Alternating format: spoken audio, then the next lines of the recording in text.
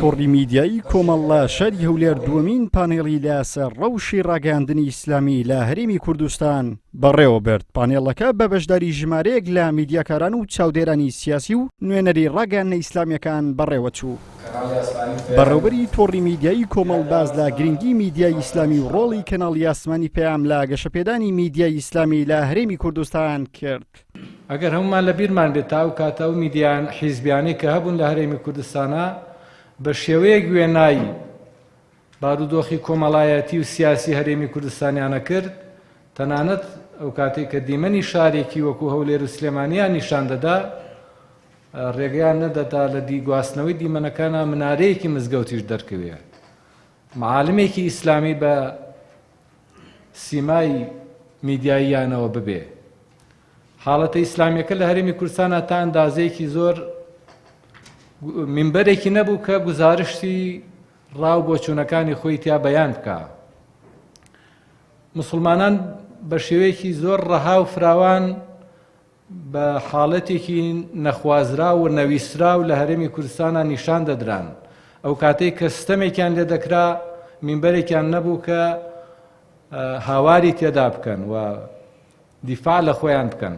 بەڵام پاش دامەزراندنی کەناڵی ئاسمانی پەیام و وەکو باسیشم کرد بێگومان کەناڵەکانی کە وەکو سپێدە و بانگەواز ئەوانە بوونە منبەرێک بۆ تەواوی چین و توێژەکان بەبێ جیاوازی.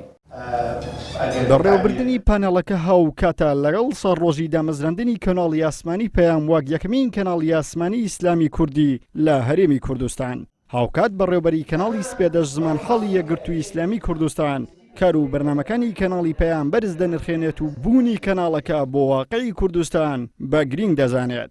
لە ڕاستیە کەناڵی پەیام لەو کاتەوە کە دامەزراوە تاوەکو ئێستا خزمەتێکی گەورەی بە کۆمەلگای کوردی کردووەیەکێکە لەو کەناڵانەی کە سەرەتاکەی بە کەناڵێکی گشتی بووە پاشانۆک و کەناڵێکی خەبەری و سیاسیش دەرکەوتۆ لەو بوارشە خزمەتێکی گەورەی کردووە. ئەوەی کەمایەی سەرنج و جێگەی دڵخۆشی ئەوەیە کە لە ڕاستی ئەم کەناڵە بەردەوامە تا ئێستا وەتوانیوێتی جێپێگەیەکی بوێ لە ناو جەماوەرە. ئەمە مای دڵخۆشیە لە پاڵ ئەوانەشا بێەوە بڵێین کەناڵێکە بە تەوژم و بە ئاراستەیەکی ئیسلامیە. ئەمە حاجەی کۆمەلگایە و کۆمەلگاش پێویستی بەوە هەیە لەم جۆرە کەناڵانە ببن و من جارێکی تر پیرۆزبایی یەکەم و ئومێدوارم 12مین ساڵیادی بریتی بێ لە پێشکەوتنی زیاتر. بەشێکی گەورەی ئەو فشارانەی لەسەر ئازادی میدیایی لە هەرێمی کوردستان هەیە بەر میدیای ئیسلامی کەوتووە کە ئامانجی سەرەکیان پاراستنی بەها پیرۆزەکانی ئیسلام و کوردایەتیە. شارەزایان و چاودێرانیش بە گرنگیەوە باز لە میدیای ئیسلامی دەکەن. ڕاگەاندنی ئیسلامی لە کوردستان تا ڕادەیەک خزمەتی باشی کردبووە و دوای دروستبوونی کەناڵی ئاسمانی پەیام و بەدواشە کەناڵی ئاسمانی سپێدە و چەندین کەناڵی تر بۆ بەپرزانەوەی ئەو هێرشانی کە ئەکرێتە سەر ئیسلام و بۆ پاراستنی بەهای کۆمەڵایەتی یاخود بەها باڵەکانی کۆمەڵگەی کوردستان و بەها ڕەسەنەکانی کۆمەڵگەی کوردستان و پاراستنی خێزان و شیرازەی خێزان. پەیامی ئیسلامی و ئیسلام خوازانی گەیاندا خەڵکی کوردستان و هەموو جیهان.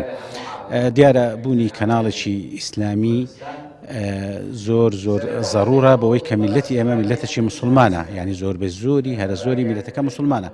کەوابی لادانی خەڵکی خۆمان لە پەیامی غیری ئیسلامی ینی بە من وا دەزانم کە وازبێتی شەرعی و زەڕورەیەکی کوردەواری خۆمانە کە ئەم کەناڵە بەڕاستی لەگەڵ لاوازی ئیمکانیاتی مادی و ئەوانە بەڵام توانێت الحەمدوللا تا ئێستا قۆناغی باش ببڕی و هیوادارین قۆناغی باشتریش ببڕی. کەناڵی ئاسمانی پەیام وەک یەکەم کەناڵی ئاسمانی ئیسلامی کوردی لە ساڵی 2008 دەستی بە بەخش کردووە و ماوەی 12 ساڵە بەردەوامە. وەک بەرپرسانی کەناڵەکە باسییان کردووە بەردەوام لە هەوڵی فراوانکردنی کەناڵەکەدان. عیمران ئەمیر، کەناڵی ئاسمانی پەیام، هەولێر.